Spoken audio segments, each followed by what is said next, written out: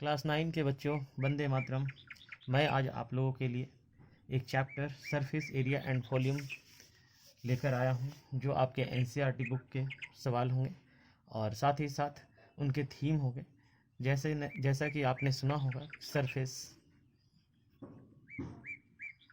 Area and volume.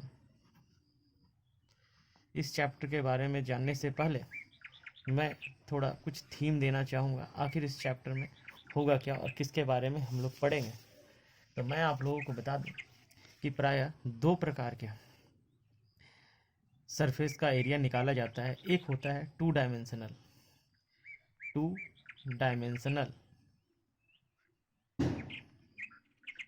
और दूसरे होते हैं डायमेंशनल।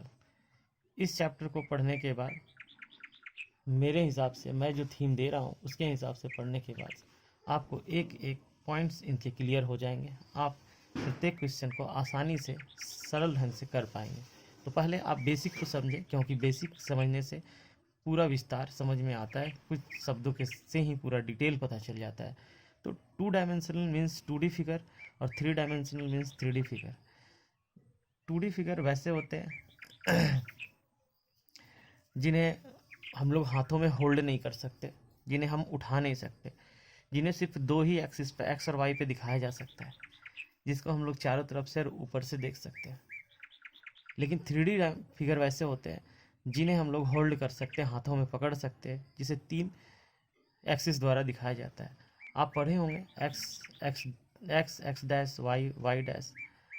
और इसमें यदि एक्स और वाई के साथ साथ हम लोग वाई एक्सिस को भी ध्यान रखा जाए, जेड एक्सिस को भी, तो इसका हाइट भी मापते हैं। यदि इसे आसान भाषा में बोला जाए तो मैं आपको बताऊं कि आप जब ज़मीन पर अल्पना बनाते हैं तो वो जो फिगर होता है, इस तरह के जो स्ट्रक्चर्स होते हैं, फिगर जिस पे फूल पत्तियाँ बनी होती हैं, वो 2D होता है। उसका ना तो ऊंचाई होता है, ना उसे हम हाथों से होल्ड कर पाते हैं, उठा पाएंगे।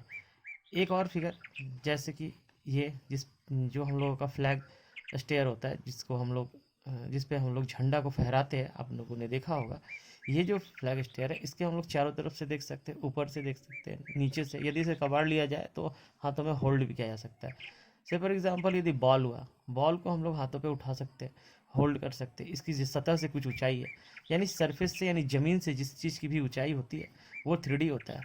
जिस चीज़ की ज़मीन से ऊंचाई नहीं होती, जैसे ज़मीन पर बना हुआ एक चित्र, उसका कोई ऊंचाई नहीं होता, तो उसे हम लोग 2D फिगर कहते हैं। 2D फिगर में सिर्फ और सिर्फ एक ही चीज़ निकलता है, एरिया। सॉरी, दो चीज़ निकलता है एरिया के साथ, पेरीमीटर। एरिया मीन्स आप क्या समझते हैं और पेरीमीटर मीन्स आप क्या समझते हैं। पहले इस बात को ध्यान दें कि एरिया किसे कहते हैं। तो एरिया हम लोग कहते हैं सतह के माप को, यानी कि इसके बीच के मेजरमेंट को। इसे हम लोग एरिया कहते हैं, यानी क्षेत्रफल कहते हैं। लेकिन पेरीमीटर होता है लेंथ ऑफ बॉर्डर। ये जो बॉर्डर है, किनारा की लंबाई है, इसे हम लोग कहेंगे पेरीमीटर। अब यदि हम लोग 3D फिगर में आए तो 3D फिगर में प्रायः आप सुने होंगे कर्व सरफेस एरिया, CSA। इसको हम लोग कर्व सरफेस एरिया के नाम से जानते हैं। और दूसरा है टोटल सरफेस एरिया, इसे हम लोग TSA के नाम से जानते हैं, टोटल सरफेस एरिया। और तीसरा है वॉल्यूम। तो पहले हम लोग इन बातों को समझेंगे कि 2D फिगर और 3D फिगर में अंतर क्या है। तो 2D फिगर आप समझ लिए, जिसका सतह से कोई ऊंचाई नहीं होता, लेकिन जिसका कोई सरफेस से हाइट हो, ऊंचाई हो सरफेस से, उसे हम लोग कहते हैं 3D फिगर। 3D फिगर ही इस चैप्टर में, आपका जो NCERT का चैप्टर 13 है, वो 3D चैप्टर का है। तो अब हम लोग ये भी समझ लें कि ये जो सरफेस एरिया है, ये जो हम लोगों के पास सरफेस एरिया है, ये सरफेस एरिया दो प्रकार के होते हैं। एक तो curve surface area, curve surface area, surface area, area, जिसे हम लोग लैटरल सरफेस एरिया भी कहते हैं। मैं जब पढ़ाऊंगा तो आपको पूरे चैप्टर में सिर्फ TSA कहकर पुकारूंगा। अच्छा, ये TSA होता क्या है? इस बारे में हम लोग थोड़ा सा जान लें। तो चलिए हम एक आसान भाषा में बताएं कि क्या होता है CSA। जब किसी 3D फिगर के टॉप और बॉटम को छोड़ दिया जाता है, मीन्स यदि मेरे पास एक ड्रम है, उस ड्रम को जो सिलेंडर के स्वरूप में है यानी सिलेंडर के शेप में है, तो इसके हम लोग चारों तरफ यदि कलर कर दें तो हम लोग कहेंगे कि इसका कर्व सरफेस एरिया जो है रंगीन है, लेकिन टॉप और बॉटम नहीं है। ठीक है, जैसे कि एक और फिगर ले लेते हैं, जैसे कि ये कोन है, इसके हम लोग चारों तरफ यदि कलर कर दें लेकिन इसके बेस को नहीं करें, ये यदि ऐसे ही छूट जाए तो इसको लेटरल सरफेस एरिया पे ही कलर किया हुआ कहा जाएगा। उसी तरह से यदि मेरे पास कोई बॉक्स है तो बॉक्स के हम लोग यदि दीवारों को रंग दें सिर्फ ऊपर टॉप और बॉटम को छोड़कर, यदि ये ऊपर को छोड़ दिया जाए, नीचे को छोड़ दिया जाए और चारों तरफ कलर कर दिया जाए तो कहलाएगा इसका कर्व सरफेस एरिया हम लोगों ने कलर किया है। अब हम लोग यदि बात करें कि CSA और TSA में अंतर क्या है, तो CSA और TSA में अंतर है कि इसमें सिर्फ एरिया ऑफ सराउंडिंग होता है, यानी ये सिर्फ चारों तरफ का एरिया होता है, इसके तरफ चारों तरफ का एरिया होता है इस पार्ट पे। और टोटल सरफेस एरिया में चारों तरफ तो होता ही होता है और टॉप एंड बॉटम भी होता है। तो आप मेरी बातों को सुने या लिख पाए तो लिख ले। Curve surface area means area of surrounding surface, but not top and bottom. इसमें टॉप और बॉटम को नहीं लिया जाता, जो ऊपर का टॉप और बॉटम है उसको नहीं लिया जाता है। टोटल सरफेस एरिया में area of surrounding surface along with top and bottom. तो इसमें जब टॉप भी ले लेंगे बॉटम भी ले लेंगे तो इसको टोटल सरफेस एरिया, टोटल का मतलब ये हो गया, टोटल मतलब कुछ भी नहीं छूटना चाहिए, मतलब कि सब कुछ, इसलिए यहाँ पर हम लोग इसको टोटल सरफेस एरिया कहेंगे। अब तो आप ये समझ पा रहे होंगे कि total surface area curve surface area में क्या अंतर है। अभी हम लोग चलते हैं कि ये वॉल्यूम क्या चीज़ है। तो देखिए वॉल्यूम क्या चीज़ है, हम एक बात बताएं कि यदि हम लोगों ने 1 लीटर दूध लिया, सपोज ये दूध लिया, तो इसमें दूध का मात्रा कितना है जितना कंटेन कर पाया, हम लोग इससे किससे मापते हैं, तो इसे हम लोग वॉल्यूम से मापते हैं। यदि इस चीज़ को हम लोग किसी चौड़े बर्तन में पतीले में डाल लें तो क्या इसका मात्रा कम हो जाएगा? नहीं। यदि ये 1 kg है तो 1 kg ही रहेगा। तो वॉल्यूम का मतलब होता है कि space occupied by a substance, एक सब्सटेंस के द्वारा, एक मैटर के द्वारा जो उस जगह घेरा जाता है इस ब्रह्मांड में, उसी को हम लोग वॉल्यूम या आयतन कहते हैं। अब ये वॉल्यूम या आयतन जो चीज़ है उसको आप ध्यान से समझिएगा क्या है। जैसे कि मान लेते हैं हम लोग एक साबुन का टुकड़ा लिए, अब उसमें कितना पार्टिकल है साबुन का, कितना कण है साबुन का, ये सारा जो है ना जिससे ये साबुन पूरा बना हुआ है, वो सारे का सारा क्या कहलाएगा? वॉल्यूम कहलाएगा। जैसे कि हम लोगों ने एक मिट्टी का गोला लिया, ये मिट्टी का गोला में कितना मिट्टी है, यदि हम लोग इसका मेजरमेंट करें तो इस चीज़ को हम लोग वॉल्यूम कहते हैं। वॉल्यूम मतलब कि कितने कणों से ये बना है, उन सबों का एक साथ मेजरमेंट हम लोग ये वॉल्यूम कहते हैं। अब सवाल होता है कि सर तो हम लोग समझेंगे कैसे कि एरिया और वॉल्यूम में अंतर क्या होगा। ठीक है, तो मैं आपको एक सरल सा बात बताता हूँ। यदि कभी किसी सतह का मेजरमेंट करने को, यानी किसी के सरफेस का जिसको हम लोग टच कर सकें, उस जगह का मेजरमेंट के बारे में बात करें, सिर्फ ऊपरी भाग, सिर्फ ऊपरी लेयर जिसको हम लोग टचेबल हो, वो पार्ट को यदि हमको पेंट करने को कहा जाए, यदि हम लोग को कवर करने को कहा जाए, ठीक है, और हो सकता है कि टाइल लगाने के लिए कहा जाए, यदि कुछ ऐसा जो सरफेस पे ही पॉसिबल हो तो हम लोग एरिया का फार्मूला लगाएंगे, क्यों, और एरिया ही पे ही काम करना होगा। लेकिन वॉल्यूम किस पे कहाँ? वॉल्यूम पे खास बात ये होगा कि यदि मैटर किसी चीज़ से बना हो, यदि उसको पिघलाया जाए, मेल्ट किया जाए, यदि उसका कहने का मतलब है कि यदि उसके कण से यानी उसके पार्टिकल से एक रूप से दूसरा रूप में किया जाए, यानी उसके अंदर के पार्टिकल या कण से संबंधित हो, तो हम लोग उसका वॉल्यूम निकालेंगे। मेल्ट किया जाए या उसका ट्रांसफॉर्मेशन किया जाए तो ट्रांसफॉर्मेशन के लिए भी हम लोग, जैसे कि मैंने दूध को अभी एक पतीले में डाला था ऊपर, तो वहाँ भी उसका वॉल्यूम ही मेज़र हो रहा था। एक बात ये भी हम लोग ध्यान रखें क्या, कि यदि हम लोगों का एरिया जब भी निकालना हो तो उसका जो आंसर लिखते हैं हम लोग, या तो सेंटीमीटर में, सेंटीमीटर स्क्वायर में या मीटर स्क्वायर में या किलोमीटर स्क्वायर में, इस तरह से होता है। किसी का भी एरिया जो होता है वो उसका डिग्री जो होता है यूनिट का वो 2 का डिग्री में होता है। डेसीमीटर, डेकामीटर, हेक्टामीटर कुछ भी हो सकता है, mini centi, decimetre, deca, hecta, kilometre किसी में से हो सकता है, लेकिन स्क्वायर में होगा। बट ये जो वॉल्यूम है, वॉल्यूम का जो होगा वो हमेशा सेंटीमीटर का क्यूब, मीटर का क्यूब और किलोमीटर के क्यूब पे आंसर आएगा। इसका आंसर इसी तरह से लिखे जाएंगे। इसके अलावा जो भी होंगे, जैसे कि कभी रेडियस आ जाएगा, कभी किसी का हाइट आ जाएगा कि length, breadth, height, diagonal, perimeter, circumference, diagonal, ये सब कुछ भी आते हैं, उसका जो होता है ना यूनिट वो पावर 1 में होता है, या तो सेंटीमीटर या तो मीटर या तो किलोमीटर। तो ये रहा एक समझ जिस सरफेस एरिया और वॉल्यूम में क्या अंतर है। तो सरफेस एरिया यदि वॉल्यूम समझ गए हैं तो आप एक और एग्जांपल से समझ सकते हैं। अब एग्जांपल हम लोग देखें तो डायरेक्ट क्वेश्चन देखें तो ये ज़्यादा बेहतर होगा।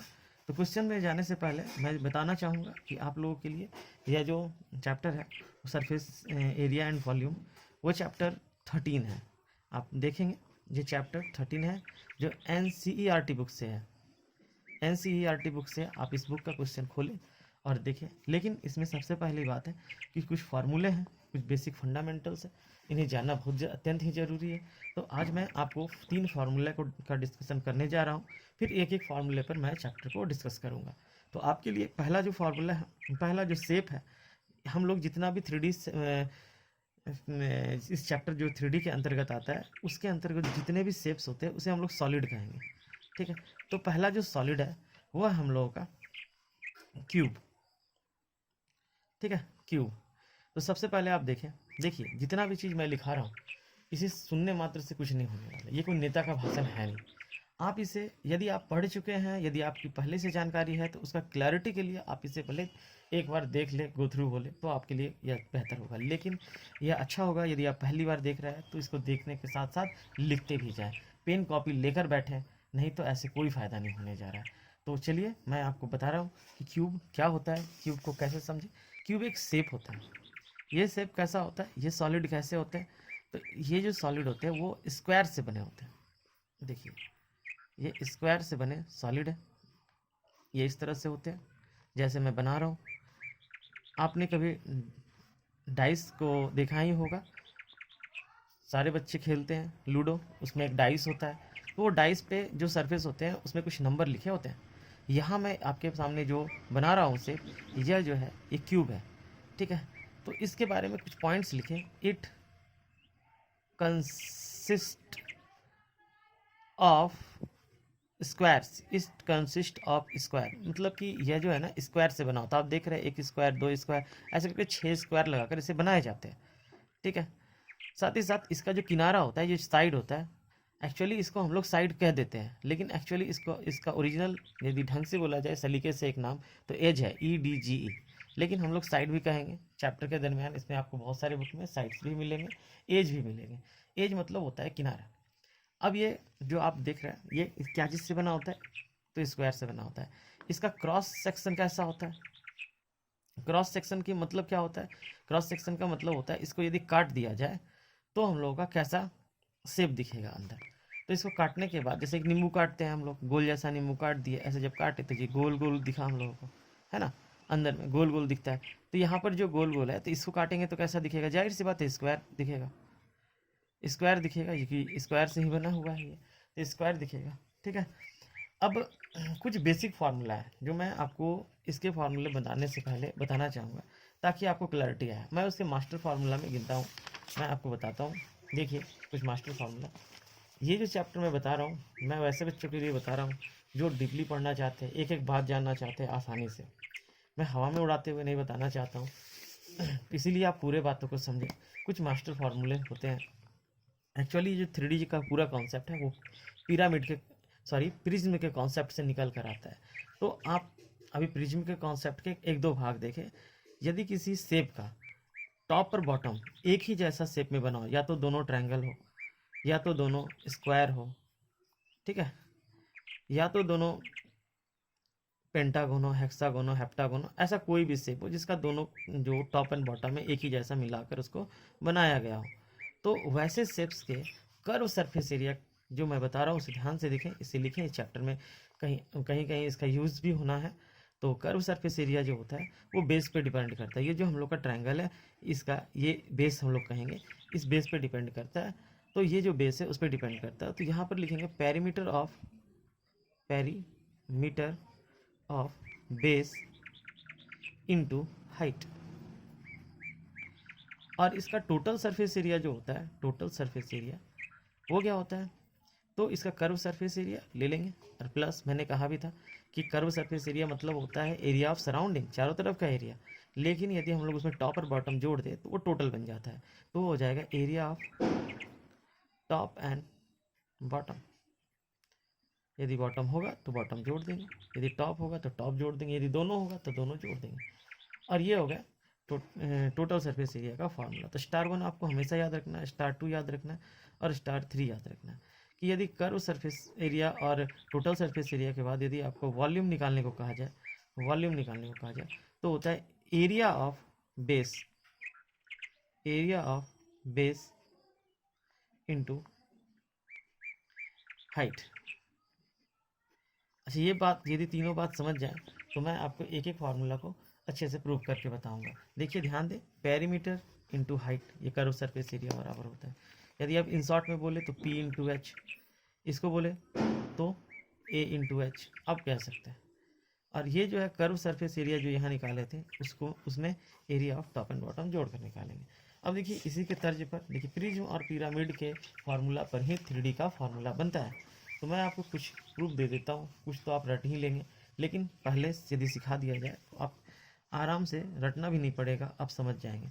देखिए पहला फार्मूला इसका होता है कर्व सरफेस एरिया, ध्यान दें CSA।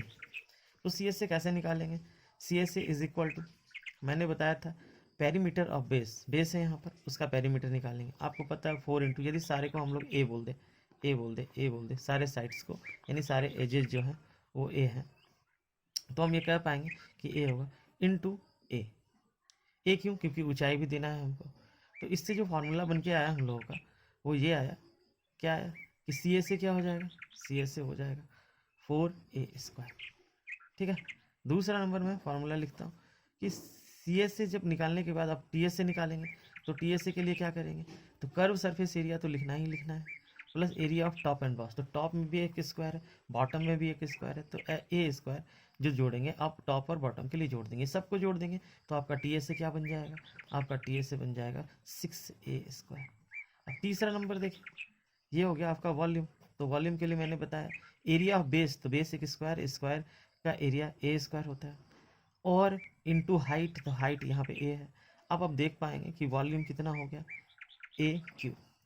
ठीक है, साथ ही साथ एक चीज़ इसमें और होता है, जैसे कि मान लेते हैं एक रूम में सबसे बड़ा यदि हमको बांस रखना होगा तो कैसे रख सकेंगे, वो एक कोने से लेंगे और ये दूसरे कोने तक हम एक लंबा बांस को रख देंगे, प्लेस कर देंगे। देखिए थोड़ा फिगर जो है वो इधर उधर हो गया, तो आप समझ ले थोड़ा सा कि मैं क्या खींचना चाह रहा हूँ।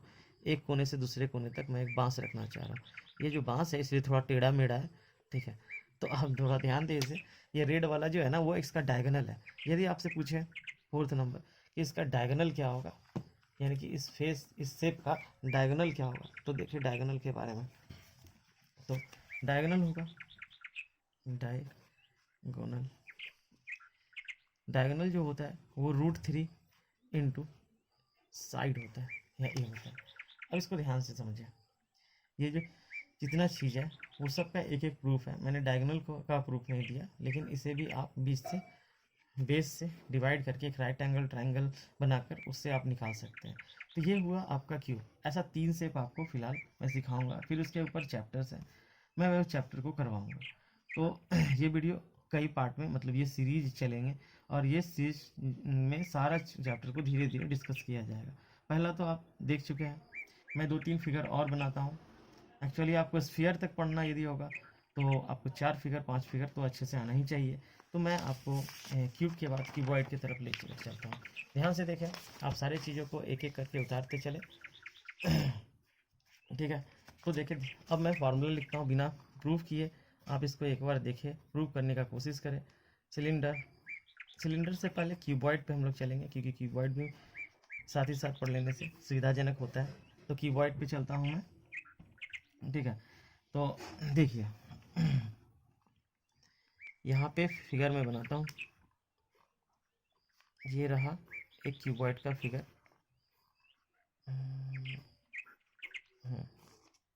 उम्मीद है ये आपको स्पष्ट दिख रहा होगा। इसमें ये एल, बी और एच है। ध्यान दें, इट कंसिस्ट्स ऑफ रेक्टेंगल। ये जो बना होता है वो रेक्टेंगल से बना होता है, रेक्टेंगल्स। दूसरा बात, इसका जो क्रॉस सेक्शन, जो मैंने पहले बात किया था, क्रॉस सेक्शन जो होता है वह रेक्टेंगल ही होता है।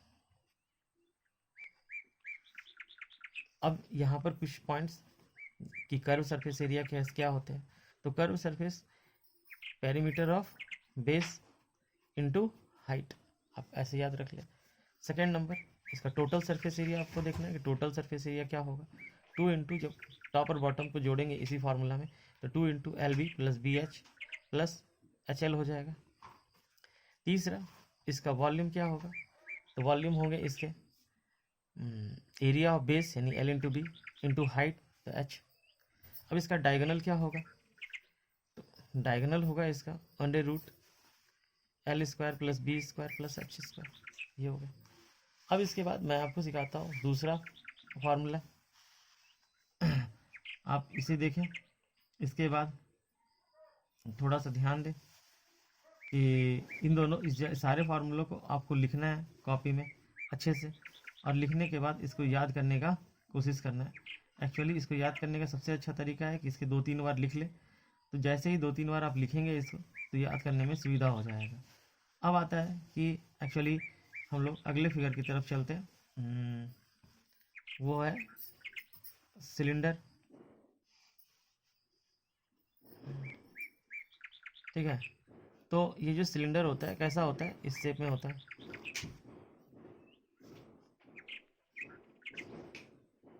इस तरह से। तो यहाँ से इसको देखें, ये इसका हाइट है h, ये इसका रेडियस है। कभी कभी क्वेश्चन में आपके पास डायमीटर दिया होगा, तो डायमीटर दिया होगा तो डायमीटर 2r के बराबर होता है, तो r जो है ना डायमीटर का आधा होगा। तो आपको ये वाला याद रखना है कि डायमीटर से रेडियस निकालना बहुत आसान होता है, उसको हम लोग आधा करके निकाल लेते हैं। अब सवाल आता है कि इसमें क्या क्या चीज़ आने की संभावना है, तो इसका आपको कर्व सरफेस एरिया आना चाहिए। कर्व सरफेस एरिया होता है 2πr/h। Second, total surface area क्या होता है, तो total surface area 2πr into r plus h, जब टॉप और बॉटम के एरिया को जोड़ दिया जाए। तीसरा होता है आपका वॉल्यूम। वॉल्यूम क्या होता है, तो πr²h। अब यदि सिलेंडर को देख पा रहे हैं, तो अब उसके बाद आप कोन का फॉर्मूला को लिखें। देखिए ध्यान से कि कोन किस शेप में होता है। कोन को हिंदी में हम लोग शंकु कहते हैं। ये इस तरह से आप देखे होंगे, आइसक्रीम कोन जो खाते हैं आप लोग, उसी शेप में होता है। ये इसको इधर से मिला लीजिए, ये रेडियस हो गया, ये एच हो गया। ये स्लैंट हाइट के नाम से जाना जाता है, स्लैंट हाइट। ये h4 तो हाइट होता है, लेकिन ये जो l है वो स्लैंट हाइट होता है। अब होता है कि इसमें आपका l इक्वल टू क्या होता है, l का स्क्वायर बराबर h का स्क्वायर प्लस r का स्क्वायर होता है। एक तो ये फार्मूला होते ही होते हैं। दूसरा ये जो होता है, खास बात इसमें कि ज़्यादातर l ही निकालने आता है, तो आप ऐसे निकाल सकते हैं h² प्लस r स्क्वायर। दूसरा कि इसका सबसे पहले कर्व सरफेस एरिया क्या होता है, तो कर्व सरफेस एरिया होता है πr। ये पिरामिड के फार्मूले से ये बनते हैं। खैर, आप इसे आसानी से देखें, total surface area is equal to πr/l plus r। Number 3, इसका वॉल्यूम कितना होगा, इसका वॉल्यूम होता है 1/3 πr²h। तो आप ये कौन देख पाए, ठीक है। अब इनके फार्मूले को एक जगह लिखे, फार्मूला को आप सेपरेट रखें और उसे बार बार लिखें। 2-4 बार लिखने के बाद आपको ये लर्न हो जाएगा, तो मैं जब आगे पढ़ाऊँगा तो आपको ये सुविधा होगा समझने में। एक और फिगर मैं बताता हूँ, स्फीयर, ठीक है। स्फीयर किस शेप का होता है, ये फुटबॉल की तरह गोल होता है, इस तरह से, ठीक है। ये r हो गया रेडियस, इसका कर्व सरफेस एरिया, इसका भी क्रॉस सेक्शन स्फीयर की सर्कल की तरह होगा। कर्व सरफेस एरिया होता है 4πr²। टोटल सरफेस एरिया क्या होता है, ये भी 4πr²। आप बोलेंगे ऐसा क्यों? क्योंकि इसमें टॉप और बॉटम है ही नहीं, तो इसलिए कर्व सरफेस एरिया ही टोटल सरफेस एरिया हो जाता है। इसके बाद हो गया इसका वॉल्यूम। वॉल्यूम कितने होते हैं? तो वॉल्यूम होते हैं 4/3 πr³। यह स्फीयर हुआ। स्फीयर के बाद आता है हेमी स्फीयर। हेमी स्फीयर, ये इसको गोलार्ध या अर्धगोला कहते हैं। ये इस तरह से इसका कटा हुआ भाग होता है जिसमें एक टॉप होता है, इसलिए इसका कर्व सरफेस एरिया और टोटल सरफेस एरिया में ऊपर मैंने नंबरिंग छूट गया, देखिए 2 और ये 3। कर्व सरफेस एरिया क्या होता है? तो इसका ऊपर वाले का आधा 2πr²। इसका टोटल सरफेस एरिया कितना होता है? ये होता है, एक और बेस इसमें आ गया इसलिए बढ़ जाता है πr², तो 3πr² हो जाएगा। एक πr² जोड़ देंगे 3πr²। इसका वॉल्यूम कितना होता है?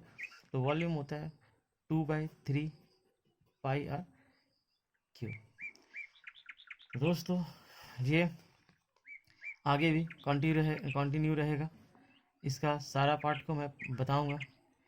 आप ध्यान दें कि आप ये आपका फार्मूला रहा, थीम 1 रहा, आप इस पे प्रयास करें, इसको सीख कर आएँ। मेरे अगले पार्ट को समझने के लिए आपको मेरे बताए हुए सारे फार्मूले को एक बार पढ़ना है, समझना है। फिर अगले जो क्लास में लूँगा, अगले जो वीडियो आएंगे आपके, वो चैप्टर्स पे होंगे। मैं वहाँ पर डायरेक्ट क्वेश्चन बताऊँगा, NCERT क्वेश्चन। तो आप आज के लिए इतना ही। जय हिंद, जय भारत।